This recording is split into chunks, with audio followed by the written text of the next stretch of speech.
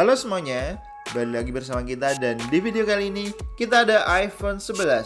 iPhone yang banyak dicari semenjak pemberlakuan IMEI diterapkan. Tentu ini garansi resmi ya. Dan di video kali ini kita akan bahas sedikit plus minus sebelum kalian membeli iPhone 11. Kita ada beberapa poin yang mungkin bisa kalian jadikan pertimbangan sebelum kalian meminang iPhone ini. Tapi sebelum kita lanjut, jangan lupa untuk subscribe dan juga nyalakan loncengnya ya. Kali ini ada beberapa alasan kenapa iPhone 11 masih banyak dicari. Pertama, karena iPhone 11 adalah iPhone resmi termurah yang masih ada unit barunya. Kalau kita cek di website resmi iBox, iPhone termurah yang bakal kita temui hanya di iPhone 11. Selebihnya seperti iPhone X, XR ke bawah semuanya pasti discontinue. Yang kedua, sinyal aman. Pasti ya, semenjak pemberlakuan IMEI diterapkan dan banyak banget iPhone Inter yang sinyalnya terblokir, imbasnya justru bagus ke produk pasar iPhone resmi di Indonesia, terutama iPhone 11 yang jadi alternatif batu loncatan buat pindah ke iPhone resmi yang harganya masih cukup terjangkau. Bahkan udah setengah harga dari pertama kali harga iPhone ini dirilis. Yang ketiga, performa dan update iOS. Seperti biasanya, iPhone selalu memberikan update iOS ke iPhone mereka sampai beberapa tahun ke depan.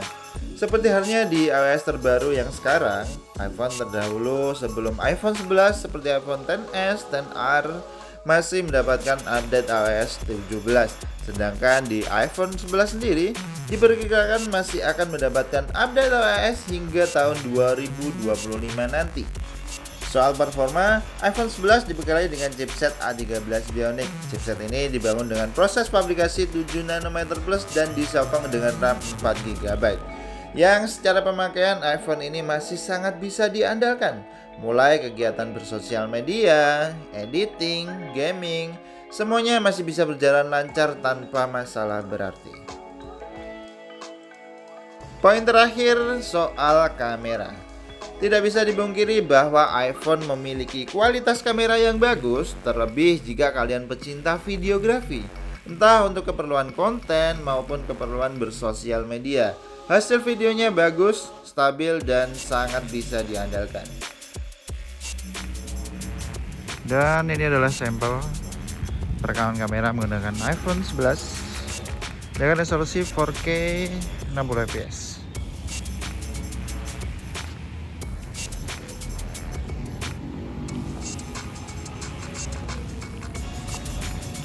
Hasilnya bagus, stabil. Ini sih kalau dipakai buat konten masih oke.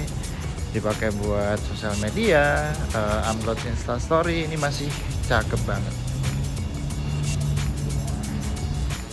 Nah, sedangkan ini rekaman kamera menggunakan iPhone 11 dengan kamera depan di resolusi 4K 60 fps. Hasilnya cakep, stabil. Jepretannya juga nggak jauh beda, mulai dari mode kamera utama, mode ultrawide, maupun mode potret. Detail warnanya terjaga, fotonya halus, dan juga sama-sama bisa diandalkan.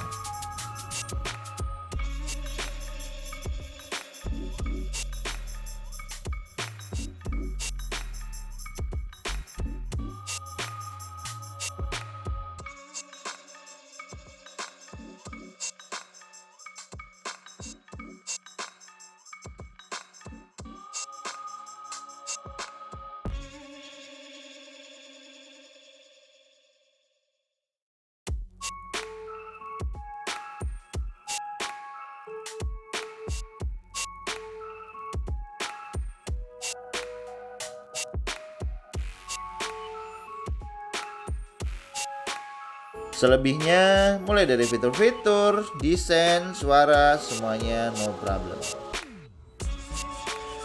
Tapi kita juga ada beberapa poin yang mungkin perlu kalian pikir ulang sebelum kalian pastikan buat meminang iPhone 11.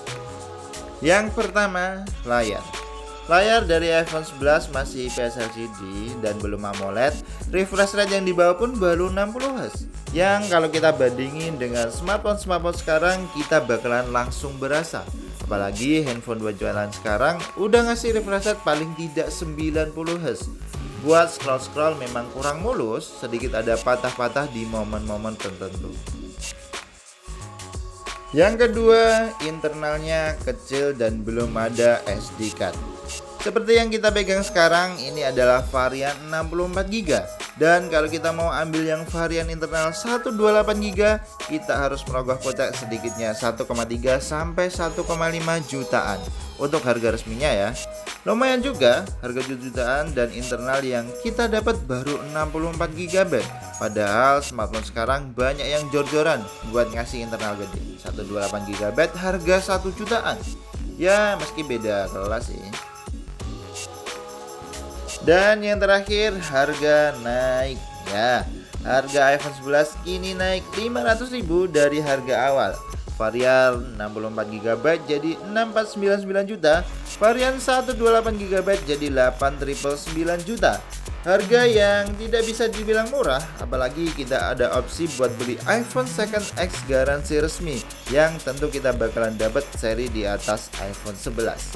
Tentu ini bukan rekomendasi ya, hanya untuk sekedar pertimbangan aja. Oke, dan mungkin cukup sekian beberapa poin yang bisa kita bagikan.